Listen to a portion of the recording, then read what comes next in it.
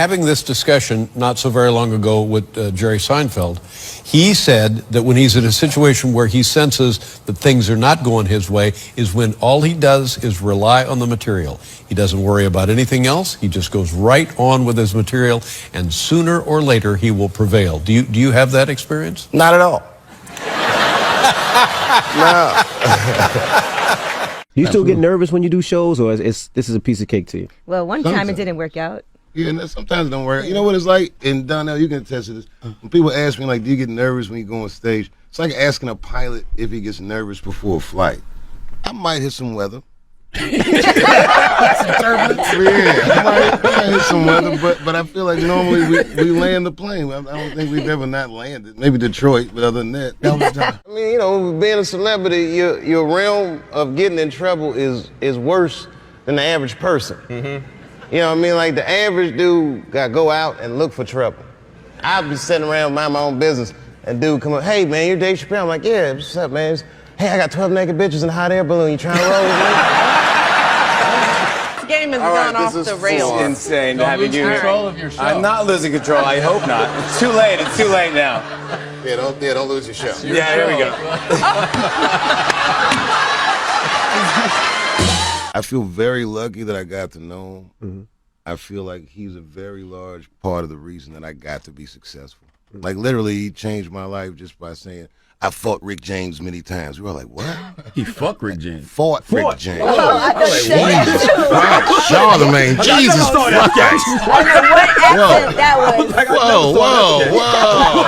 I don't normally do this, but it was Jessica Simpson. I said, let me just see, you know, what's going on. So I went up, I'm like, hi, Jessica Simpson.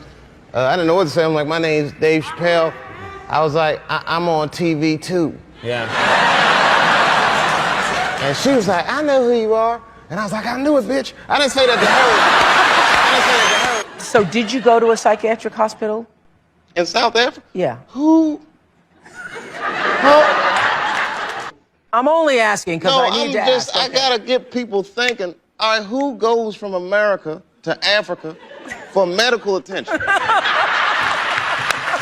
The reason most people have a show and then don't have a show is because they say, well, we don't want you to have a show anymore. But that wasn't the case here. The case here was I guess you said, I don't want your show anymore, and you took a hike. It's worse. Yeah. Well, now, are you tired of talking about it? It's 10 years, of course you're tired of talking about it. I don't talk about it. It's like, you know, I just, you know. Listen, here it is. Technically, I never quit. I'm 7 years late for work.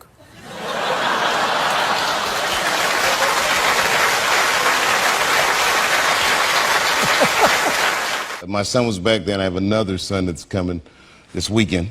Oh yeah? Yes, we're gonna have a swell time. Do they enjoy living? Do they enjoy living in Ohio? Yeah, they don't know any different. Like, they love it. You know. He didn't mean it like that. I sat back down. As a matter of fact, I was finishing my soup up, and she was leaving. This was crazy. She came up to me as she was leaving. She was like, "Bye, Dave Chappelle. It's nice to meet you." And she gave me some sugar, just a little. She gave you a kiss? Yeah, which was crazy. Cause I opened my mouth a little bit. I was in Portland, Maine. Mm-hmm. Oh, do you remember that? And, yeah. And I was walking in a mall, and I guess you guys had been there an hour before me, so they just thought I was like a lost route. They were like,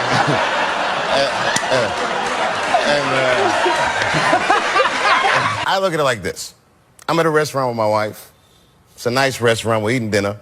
I look across the room. I say, you see this guy over here across the room? He has $100 million. And we're eating the same entree. So, okay, fine. I don't have $50 million or whatever it was. But say I have $10 million in the bank. The difference in lifestyle is minuscule. The only difference between having $10 million and $50 million is an astounding $40 million. How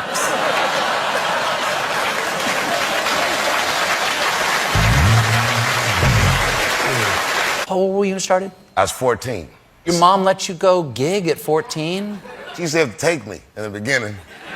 I can't really say it on television. She would critique my act on the drive home, which was a very long ride. You don't want to hear your mom say, like, those jokes need to be cut and all that stuff. I saw your baby, very nice. God, baby's, how old's the baby now? He's 18 months now. Oh, that's very cool. He can't quite talk yet, but that's what I'm waiting for. Yeah. For him to talk. Yeah. Because whenever you ever had a conversation with a guy that lived in your balls, you know?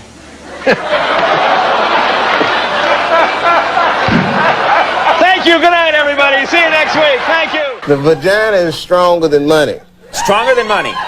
Yes. If I could, I'd put one in my wallet. I would get a whole new wardrobe. And then I go to pay for it and say, this is going to be cash or charge. And I say, I'll pay with my vagina. You just take that in the bank and process it. So what happened? You get out of the police station. Well, I go there, you know, I believe the fear is that, you know, the police, you don't want to go in there because, oh, while you're here, you might fit a description. Why don't you come back here and we'll process it? I don't want to get put in the lineup, you know. You know the lineup. I know the lineup, yeah. And especially if it's one of them good lineups where all the guys kind of look like you. I don't know. You'd be in the line like, oh, my God, they do kind of look like me. Yeah. Were you actually in the lineup? Oh, yeah, I've been in the lineup before. I would try to change my face and stuff like, you know. And a lady actually almost picked me. She was like, wait a minute, this guy, he looks familiar. It's like, bitch, I've been on television. Be careful, man. You know, I learned about London. I didn't know they called cigarettes fags over there. Yeah, you got to kind of know that before you go. Yeah, I was in a bar and the guy came up to me. I'm dying for a fag. Like, ugh, man. Why are you telling me this? Like, am I in the wrong bar? How old is your baby? Nah, yeah. How old is your baby? She's 2. Oh, okay. She's too old for my baby to fight. To fight? Yeah. What are you talking about? I like baby fights. I like to put them. I like to have them in there with other babies and just mix it up. She's the wrong weight class. The whole Black History Month, I was down south. I know it was crazy. I was scared to go, you know. And I got there and it was not scary at all. It was nice there. Right. And I mean, not to say they don't have racism, but they're comfortable with their racism. Right. Right. You know, morning, nigger. Morning, sir. Boy, that was How old were you when you made your first TV development deal? 19. My mother and my grandmother were freaked out. You know, I was the first person in my family not to go to college that had not been a slave. Right.